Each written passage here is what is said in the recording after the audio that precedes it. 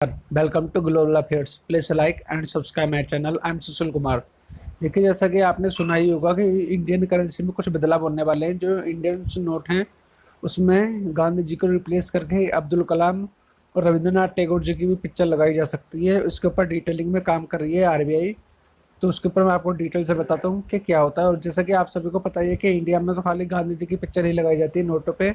लेकिन मैं ये बताऊंगा ये कब से लगाई जा रही है। ये पहले गांधी जी की पिक्चर नहीं लगाई जाती है, उनका कुछ समय बाद, इंडिया की आज़ादी कुछ समय बाद लगाई जाने लगी है। जैसा कि आप ये आर्टिकल देख पा रहे हो, टैगोर कलाम में भी अपेयर और बैंक नोट। तो देखिए काफ़ी ज़्यादा बदलाव की संभावना है और इसके ऊपर काम आरबीआई ने स्टार्ट कर दिया कुछ समय पहले ही। तो मैं आपको डिटेल में बताता हूँ कि इंडिया में ही खाली सिंगल पिक्चर वाला सिस्टम होता है या किसी अदर कंट्री में भी होता है, या इंडिया पहली बार ही है ऐसा कुछ कर रहा है। तो देखिए मैं आपको इसको आसान भाषा में समझा देता हूँ और ये मैं आपको बताने की कोशिश करूंगा कि किस देश में क्या करेंसी चलती है।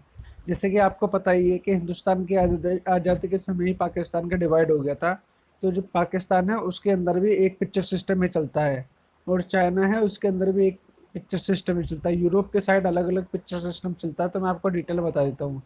जैसे कि आप सभी को पता ही है कि पाकिस्तान को डिवाइड करवाने में जिन्ना कहा था। तो ज़्यादातर उनकी पिक्चर जो नोट होते हैं उन पे सब पे जिन्ना की तस्वीर लगी हुई होती है। और जो चाइना का नोट होता है उसके ऊपर माओ जोडोंग की पिक्चर लगी हुई होती है। और चाइना के लोग समझते हैं अगर एक पिक्चर सिस्टम अपनाते हैं तो उससे एकता बनी रहती है। और देखिए इंडियन करेंसी पे भी गांधी जी की तस्वीर ही लगी रहती है। लेकिन अब कुछ बदलाव की संभावना है, तो बदलाव किया जा सकता है इंडियन करेंसी के अंदर। और देखिए मैं आपको बता देता हूँ कि जैसे रसिया है, रसिया के अंदर भी जो करेंसी यूज होती है उसमें भी काफ़ी अलग अलग पिक्चर का यूज़ करते हैं, अलग अलग पोजेज वगैरह। और जापान जो है उसके अंदर भी ऐसा ही किया जाता है, कुछ अलग अलग लोगों की तस्वीर लगाई जाती है। और अमेरिका के अंदर भी ऐसा ही किया जाता है। आप देख भी सकते हैं काफ़ी सारे नोटों पे काफ़ी सारी डिटेलिंग है। और मैं आपको आरबीआई की वेबसाइट पे लेकर आया और मैं आपको दिखाना चाहता हूँ कि इंडियन के जो नोट थे, हमारे जो नोट स्टार्ट हुए कब से स्टार्ट हुए हैं और गांधी जी की तस्वीर कब कितने लास्ट में आई है। आप इसको पूरा देखिए। और मैं आपको बता दूं कि सबसे पहले गांधी जी की तस्वीर जो अक्टूबर के बाद उनके जन्मदिन के, जब उनके 100 साल हो गए थे जन्म को, उसके ऊपर लगाई गई थी, जिससे कि हमारी एक राष्ट्रीय भावना थी उसके साथ लगाई थी, जैसे आप देख पा रहे हैं। उसके बाद एक पूरी सीरीज लाई गई थी गांधी जी के नोटों की, आप ये देख पा रहे हैं। काफ़ी हमने यूज़ भी करेंगे वाले नोट, 500 हज़ार के नोट अब तो बंद हो गए हैं ये वाले। लेकिन उसके बाद अब जब ये सन 2014 में जो 17 में जो न्यू नोट की सीरीज लाई गई थी उसमें भी गांधी जी की तस्वीर थी। लेकिन अब इसको चेंज करने की कोशिश की जा रही है। देखिए आज़ादी से पहले और आज़ादी के बाद भी काफ़ी समय तक गांधी जी की तस्वीर नहीं थी नोटों पर। लेकिन समय के साथ साथ बदलाव करना जरूरी है। और आप ये जो देख रहे हैं ये जो यूएसए में नोट यूज होते हैं उनके ऊपर ये पिक्चर्स लगी होती हैं।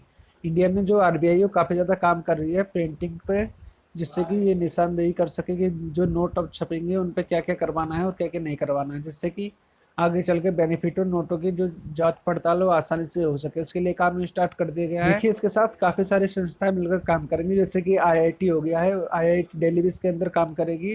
जो स्टूडेंट या प्रोफेसर वगैरह वो सब मिलकर इसके अंदर काम करेंगे। और आरबीआई ने जो सिक्योरिटी प्रिंटिंग मशीन्स वगैरह उनकी भी डिटेल्स निकलवाई, जिससे कि आगे जाके काम अच्छा हो सके।